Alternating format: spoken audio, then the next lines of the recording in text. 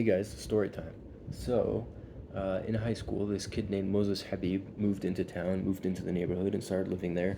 He was really sketchy, always stalking me, always asking me personal questions, and I figured, just like Zakaria Hassan, quote unquote, uh, he had my mother give him a fake last name so he could stalk me around town. For example, Zakaria Hassan, his actual last name is Zakaria Umar Agha. Moses Habib, his last name is not Habib, but he just goes by that so he could have a similar last name so he could try to closely associate with me in high school. But that shit didn't work because I'm not fucking stupid, and my mom's helicopter parent obsessive techniques just aren't cutting it. And so I was like, yo, dude, I don't want to hang out with you. You're kind of fucking weird, and you're always stalking me. I don't like you, right? So the only times we saw each other was basically when we went to raves together or when our group of friends would go to clubs or whatever. We would bump into each other, but I didn't hang out with him excessively, and I kept it simple. And at some point, he realized that I didn't like my mom stalking me, and he realized that he was just being a helicopter branch of my mother. And he showed me that he wore face masks, his disguises, like silicone masks. He even showed me the spray that would stick the masks to his face. He showed me the software they use to spy. In fact, he himself is a spy being spied on. I mean, me and him would make fake posts with alerting keywords like, "Oh, we're drunken at the park," and we'd post a fake photo. His brother would barge into the room and like make sure we weren't actually drunk, and so it seems like the issue was like within his own family too, right? And so it was all gross. He kind of took a hint and backed off a little bit, but the point is, my mom literally moved people into the neighborhood just so they can be her little spies, and that shit was really obnoxious. And I didn't enjoy it, and nobody did. And so that kid Moses, he had a couple of brothers. He had a younger brother and an older brother.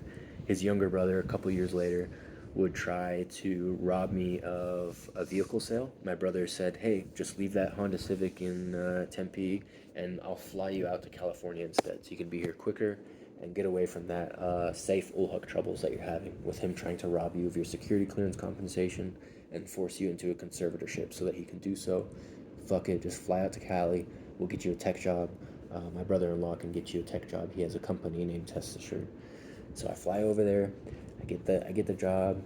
I'm working on selling the car, putting up Craigslist ads, putting up nice photos, and I get a call from the Habib family. Their youngest boy says, "Hey, now we have a buyer for your car. It's my coworker, and he wants a small discount, and he wants you to give him the title before he gives you the money." And I said, "No, fuck that. That's not gonna happen. You need to get the money and give him the title same time, same day. It's an exchange. That's how cars are sold. You don't give somebody a title with a blank title that they can just write their name into without them giving you the money. I'm sorry. That's not how this works. That's not how it ever works." And they tried to turn it into this big deal, which I did not go along with. I was like, "Hey, that's how car sales are done. I don't know why you're trying to steal 2 grand from me by your supposed coworker, but not cool." So it turns out my brother was in on this, and he was playing along, and he was trying to advocate for them, and he was trying to say, "Well, you should just sell them the thing and be naive," and that as it turns out, much later on, they would admit that they're trying to get on the record that I'm naive and I'm bad at car sales because they were trying to cover up for the fact that they gave me a couple bunk cars for money through Saif ul Haq. Saif ul Haq used this kid named Ed El Hibber to try to siphon off some of my money. They sold me and my brother a shitty car. Me and my brother both invested in this car. It ran good. Everything was good. The next day when I picked it up, the engine was having trouble. I was like, "Hey, this car was just running good," and suddenly the check engine light went on after we drove it off the lot, right? And turns out it was they swapped some parts around. They used a different vehicle. They moved the VINs and stuff. And me and my brother was like, "Let's just not deal with this," and we dropped the subject. So they were trying to utilize that because all of them were in on the effort, the racketeering effort to rob me of my security clearance compensation by putting me under a conservatorship. And they're going to try to say, "Oh, Mo is very naive. He gives people titles without them giving him the money." And I caught on to my brother. I caught on to his friends, and I was like, "This is not going to happen." And so once again, the Habib family was screwing me over, not only just by spying on me, but by trying to rob me of a car sale. And eventually my brother was like, look, I'll take on the risk. He got tired of me arguing and making records of our arguments, him trying to force me into some sort of corner where I naively sell a vehicle. And so he was like, look, I'll assume the risk. I'll pay the Habib family for, I'll pay you for the car, and then you just give them the title, and when they pay up, when their friend pays up, I'll just take the money. I was like, okay, cool. And so he did that, and you know, the coworker of that kid paid off the car sometime later, and so I'm glad I wasn't involved with that. But just a second example of the Habib family kind of being out to get me in a way because I wasn't being their convenient little friend to spy on, and that was supposed to be their source of income. They came over from Saudi Arabia, Egypt, whatever, and this was supposed to be their little side income, their little neighborhood hustle. But I wasn't able to be uh, manipulated basically by them. I wasn't. I don't need something like that in my life. Just a bunch of a little family of spies trying to take advantage of a trust that my mother made because she was wondering whether or not she would make it through her health condition. Thankfully, she beat cancer and she's still around, but she's a little bit unwell and she's using that that scam to rob me. And so I was like, "Fuck that, not cool," and I moved on. And but she still has that trust and she's able to convince other people that it's because I'm unwell, and she needs to keep an eye on me, right? Even though I'm like 27 years old, living my best life, I made it through a full enlistment in the military, blah blah blah. And so it's all fucking stupid, and this entire family still depends on the finances, and so they still stalk me and they still try to pretend they're my friend, whether it be Moses Habib or his little brother. I don't even know what his name is, never really gave a shit. Or whether it be Ahmed Habib, his older brother. His older brother recently came into my life here in Flagstaff. I mean, he's always kind of been involved in my life, stalking me and using tech to hack my devices. But, much like I told you earlier, the even watching his own brother's devices. But he came over to Flagstaff and he was trying to get me to fuck his wife. They took over a whole table at the restaurant late one night, and they hung out late, and they were the last customer there, and it was really obnoxious. Yeah, and Ahmed was basically like, "Look, dude, I know you don't want to give us money. Why don't you just fuck my wife?" And it was really weird. And basically, his wife was really into it, and she really wanted me more than her husband. I was like, "Hey, like, you should go back to your husband." I was like, "Hey, Ahmed, you should really just let your wife settle for you. This is really weird." And like other folks that have been trying to force their sexuality on me, including sluts like Jasmine Barkus and Tara Harrington, um, who also worked at that restaurant. Not a coincidence. They intended to basically falsify that we were in some sort of relationship, so they could say, "Hey, we were in a relationship. We're entitled to a portion of the compensation," uh, or what other folks do, like Lilia Bernanke. They try to force a marriage, so they can be like, "Oh, well, I'm entitled to half or more than half because we were married," and so they're trying to force a relationship. They're trying any avenue they can to siphon off my finances, and it's really sad. It's really pathetic, but that's basically the story of the Egyptian neighbors and how they try to act as some sort of guardians of mine, some sort of friends of mine, right? Because they got some sparse documentation from a long time ago, some random photos of us acting as friends, and they try to convey that to this date they are friends. To this date, they are neighbors that grew up with me. But in reality, they were just in the neighborhood, and it's really awkward. I never hung out with them, never talked to them. I kind of avoided them at all costs because it's really awkward when you have people that are trying to spy on you, and you're just like not into it, right? I mean, I don't want a fake fucking friend. I don't care. I'm not, some prince that needs a fake friend because they can't act normal around normal people. I prefer a real person over a fake paid off person. And it's like that fucking Black Mirror episode.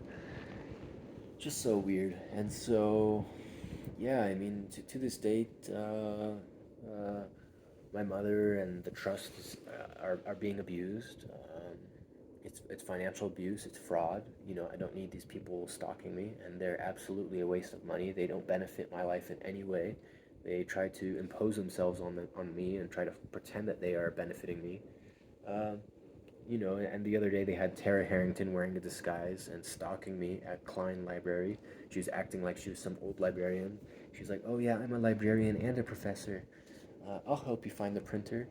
But in reality, I was just intercepting her because she just kept pacing behind me and in front of me, pacing in front of me and behind me, and I just wanted her to get the fuck away from me. And so I interacted with her, and Tara acted like she's like, "Oh, I'm a professor, I'm a librarian," but really, she's a stupid hoe, and she is actually used to be a he. She got a cooter sewed on under her balls, and she tried to force a sexual relationship with me. I wasn't into it, obviously, because I'm just not attracted to people that have a penis. I don't care if you also have a vagina. It's just weird to me. I'm just not into that. Sorry.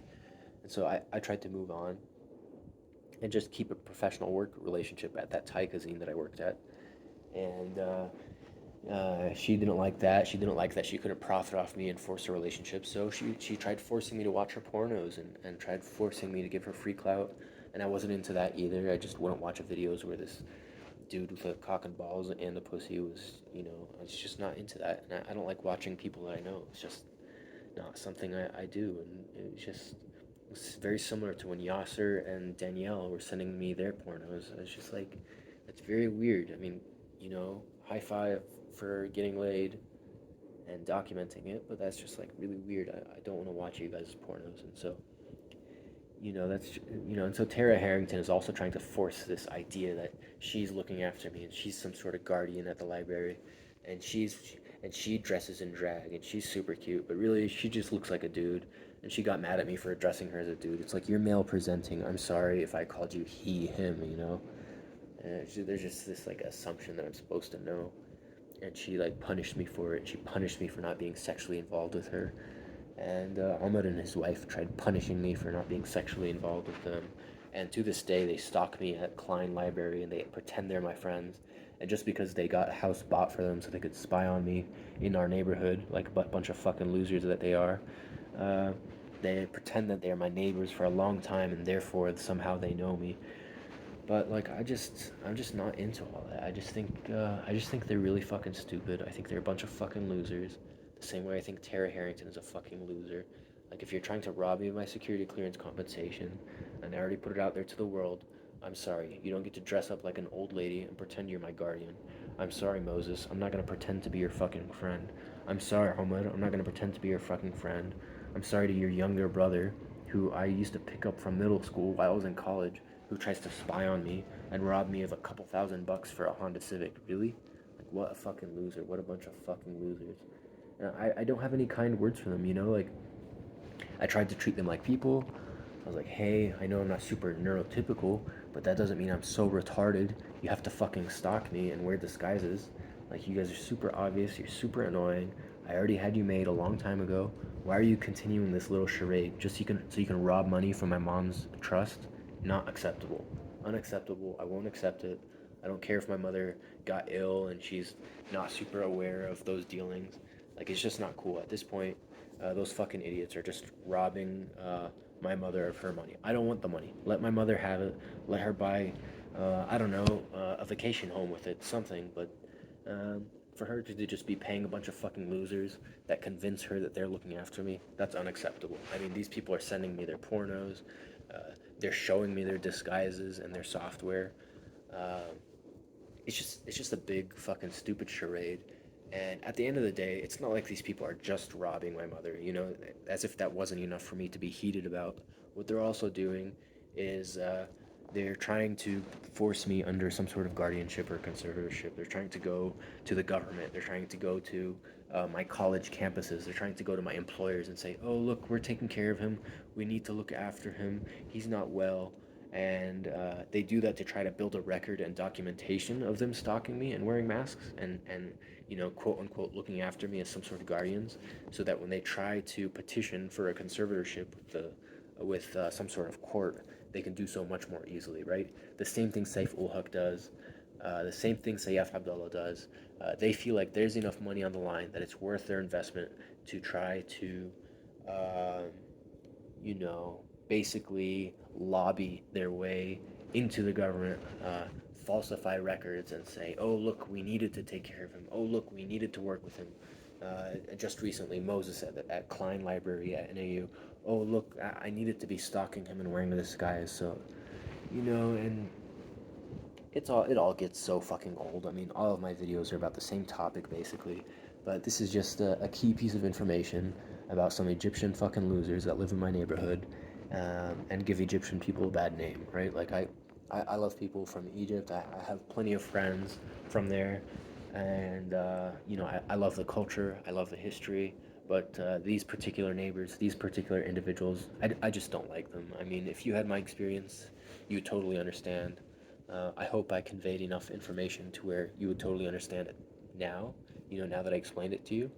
But if not, I actually, there's so much more to it, and there's so many more dealings, unsavory dealings that I've had with them. And it really gets old. It really gets fucking annoying.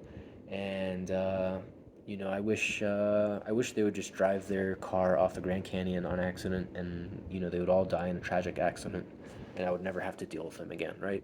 Like I wouldn't go to their funerals, um, not even out of spite. They're just not worth it. They're just a constant nuisance, consistent gaggle of fucking losers that are up to no good because they have access to a bunch of silicone masks and some sticky residue to stick it to their faces, and some technology to spy on my devices. Like, I used to peruse forums about hacking in middle school and early on in high school, and this is the kind of stupid loser shit that I was easily able to learn about. This isn't some high tech stuff. Their methods are easily reverse engineered. I figured them out like days into them moving into the neighborhood. Even their fucking stupid last name. It was just it's the same thing as Zakaria Hassan's last name. It's like it's all so fucking stupid, and gets really old. At some point, when you get to the point where you're babysitting a retarded person like Saif ul Haq, who likes to convince the world that he's babysitting you, when you're teaching an Egyptian kid who wants to spy on you, that moves in next door, when you're teaching that kid about America and about the world and social standards and what drugs you shouldn't be touching, you know, uh, it gets really old when they try to come back at you with, oh, well, we're looking after you. It's like, no, no, you're not. Like, I basically reared you in a sense. And so, yeah, I think that about does it for this video. I think this contains enough information about fucking loser spies that are hired on, that rob money out of a trust that they really don't deserve, and what they really intend to do with the fact that they quote unquote look after me, i.e., stalk me, right? What they intend to do with that information is somehow leverage it against me to petition for a conservatorship or a guardianship,